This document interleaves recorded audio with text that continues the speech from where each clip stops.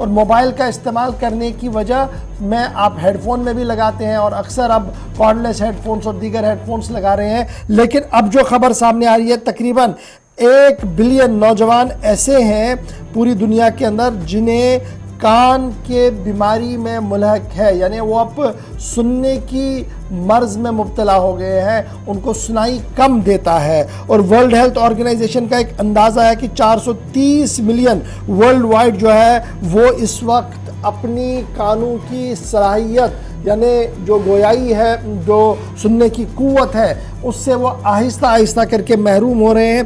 क्योंकि जितनी शिद्दत के साथ और जितने लंबे अरसे के लिए वो हेडफोन्स लगा कर रखते हैं, हेडफोन से बातें सुनते हैं और बातें करते रहते हैं, वो उनके लिए अब वबाली जान बन चुका है। Medical university of south California US की तरफ से ये बात सामने रखी गई है। फिर मज़ीद तकरीबन 33 और रिसर्च की गई हैं दुनिया भर के अंदर, जहां से इस बात का अंदाज़ा लगा है कि लाखों में नौजवान ऐसे हैं जो लगातार हेडफोन्स का इस्तेमाल करते हैं मोबाइल फ़ोन्स के ज़रिए से या टेलीकॉलिंग के ज़रिए से। उसकी वजह से उनकी जो कानों के सुनने की सलाहियत है वो लगातार मुतासिर हो रही है और आने वाले चंद सालों के अंदर अंदर इससे मज़ीद इजाफा होगा।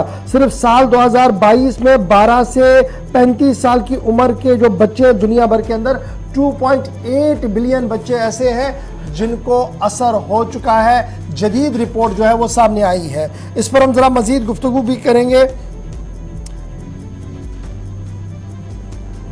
डॉक्टर सुनील कोतवाल साहब हमारे साथ हैं, ENT स्पेशलिस्ट है। बहुत बहुत शुक्रिया डॉक्टर साहब ज्वाइन करने के लिए हमारे साथ। ये जो रिपोर्ट आई है, वर्ल्ड हेल्थ की भी रिपोर्ट है और अदर ऑर्गेनाइजेशंस भी इस रिपोर्ट को दे रहे हैं कि कंटिन्यूसली जिस तरीके से नौजवान हेडफोन्स लगाकर मोबाइल कनेक्टिविटी को इस्तेमाल कर रहे हैं, मोबाइल का इस्तेमाल कर रहे हैं, इससे उनके सुनने की सलाहियत जो है वो ख़त्म हो रही है। और ये भी एक रिसर्च आ रहा है कि न सिर्फ सुनने की सलाहियत कम हो रही है बल्कि ब्लड प्रेशर और दीगर अमराज जो हैं उसमें भी आहिस्ता आहिस्ता करके इजाफा हो रहा है। किस हद तक आप इस स्टडीज़ को एंडोर्स कर पा रहे हैं, क्योंकि आप माहिर हैं इसके, क्या हो सकता है ये कंटिन्यूसली यूज करने से? Sir, thank you very much for taking me my view also. मैं अपनी तरफ से आपके माध्यम से जरूर ये कहना चाहूंगा कि ये जो हेडफोन चाहे वो कान के अंदर प्लग की शेप में है या ऊपर कप की शेप में है, इससे क्या है, जो भी इंस्ट्रूमेंट, जिस भी इंस्ट्रूमेंट को, चाहे वो ब्लूटूथ के साथ है या डायरेक्ट सेल फोन के साथ है या टीवी के साथ कनेक्टेड है, वो आवाज जो है इट एक्सीड्स बियॉन्ड द जो नॉर्मल हियरिंग लेवल। समटाइम वो 90 डेसिबल तक पहुंच जाती है, 80, 70, 90 डेसिबल तक पहुंचती है। ये बच्चे, डेसिबल हमारी मेजरमेंट है साउंड का सर, तो ये जो हम 90 डेसिबल के बियॉन्ड हमें कान में दर्द शुरू हो जाती है। सो बच्चे इतनी जोर जोर से इसको कान में लगा के इसके माध्यम से म्यूजिक एंजॉय करते हैं। और कई बार तो मैंने ये भी नोटिस किया है कि ये वाइल ड्राइविंग 2 व्हीलर और 4 व्हीलर, ये दोनों कानों में प्लग लगा के गाड़ी चला रहे होते हैं। They don't listen to the horn because उनके लिए हॉर्न तो सुनाई नहीं देगा। They are more prone to the accidents, they are more prone to have nerve deafness. Nerve, एक सुनने की नस को कंटिन्यूस अगर साउंड जो है बियॉन्ड द 90 डेसिबल से ऊपर जाएगी तो आहिस्ता आहिस्ता उसके सेल जो है डिजनरेट होने शुरू हो जाते हैं, जिसकी वजह से उनकी ग्रेजुअली साउंड जो है हियरिंग कैपेसिटी कम होनी शुरू हो जाती है।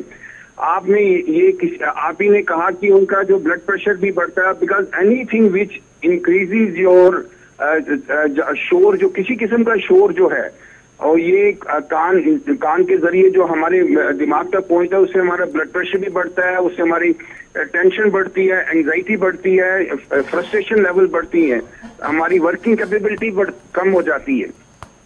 तो आपके माध्यम से ये जरूर कहूंगा, इवन कई लोग ईयर प्लग लगा के शादियों में या चले जाते हैं, वो उनको और ज्यादा ऊंची आवाज कान में सुनाई देती है, which can be more threatening and for their damaging for their hearing. Doctor Sunil कोतवाल साहब, ये भी ज़रा बताइएगा हमारे व्यूवर्स को कि अगर इसका सही इस्तेमाल किया जाए तो कितने मिनट्स के लिए ये यूज़ होना चाहिए था। जो हम कंटिन्यूसली देख रहे हैं कान में है लेकिन यूज़ नहीं है, लेकिन फिर भी कान में रखा रहता है। कुछ इस तरीके से भी हमने लोग देखे वो सिर्फ कान में रखते हैं, लेकिन जब यूज़ होना करना होता है तब जाके इसको यूज़ करते हैं। क्या ये कंटिन्यूसली कान के अंदर एयरपीस रखना, एयरफोन रखना, क्या ये सही